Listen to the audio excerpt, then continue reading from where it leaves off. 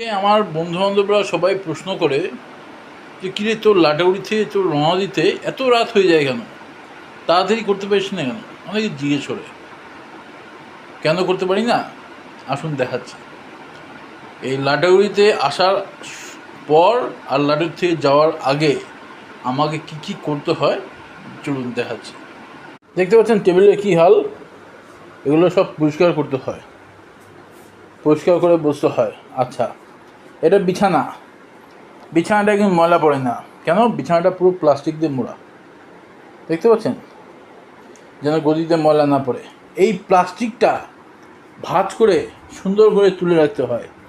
ওই যে আয়না, খোলা আয়না রাখলে ভৌতিক ব্যাপার হয়। এই যে এখন যাওয়ার সময় আয়নাকে সেলোটেপ মারলাম। এগুলো দুনিয়ার অনেক কিছু কাজ করে তারপরে এই টিভিটাকে অফ করব, টিভির ঢাকনা ঢাকবো, কুলারের ঢাকনা ঢাকবো, ঘরে কিছু ন্যাপথলিন দিলাম পোকামাকড় না আসে। এগুলো সব কিছু করে তারপর আমাকে যেতে হবে শিলিগুড়ি।